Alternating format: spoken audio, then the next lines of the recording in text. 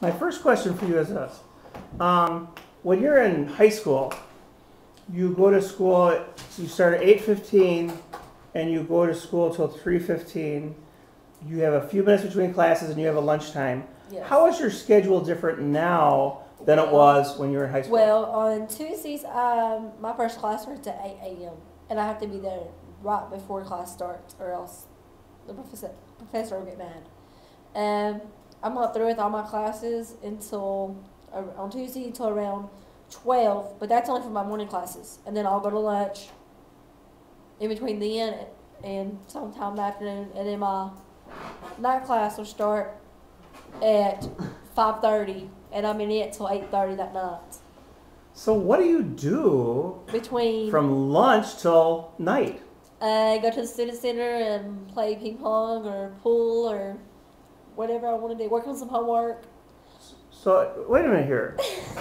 You mean to tell me you go to school for about 4 hours and then you have time to have fun? Yes. And you play ping pong and pool? Yeah. What else do you do? Talk to some friends. Usually on Tuesdays I get in my math lab, which is an hour long of nothing but math work. In a room where there is no talking and no cell phones allowed. Okay. What about homework? Only for my writing class when I have to write a paper, or sometimes for my other classes I have homework. But the only other homework I have is math, and you have to do an hour of math outside of class. And the teacher will find out if you don't do it. I always kind of get the idea on television that college professors are very, very mean and nasty and hateful. Are the professors at Cleveland State or the teachers at Cleveland State, are they really mean and hateful? No, I would not say they're mean and hateful, but if you come to class and you do your work, you're fine. If you ask questions during class, or you don't sit there and talk the whole period, you're fine. But but if you decide, oh, I'm just gonna lay out this day, and you're gone for, because you only meet sometimes once a week, or sometimes you have the class 2 times a week. And if you decide not to come for 2 or 3 weeks, then you're not going to be able to catch up on your work, and the professor's not going to like that idea very well, or to think too highly of you. Bit of advice. What one piece of advice would you give these fine young men and women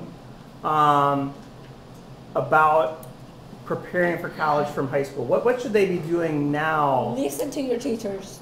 When they're up here teaching you. You're right. No, when they're up here teaching you, listen to what they're saying, because you will need to know exactly what they're saying when you are sitting in a college class. Listen to that professor go on and on. Listen in your English and your math class for sure. I mean, that's a definite. They just expect you to know the stuff you had here.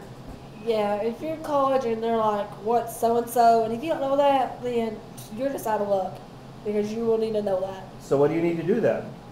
Study, do your work, listen to what the teacher's teaching you. But let's say you're behind, and what are things that you've had to do or seen other people do who've had to play catch up? Well, that's like, I have a certain friend that likes to lay out of class, and so at the moment I'm having to help him get caught up and do study groups and stuff outside of class to help him get caught up. And he's learned, you better be there in class, or you better find out what's going on that day in class, or else you're gonna fail the class. And if you get a W, you just have to retake the whole entire course over again. And pay for it again.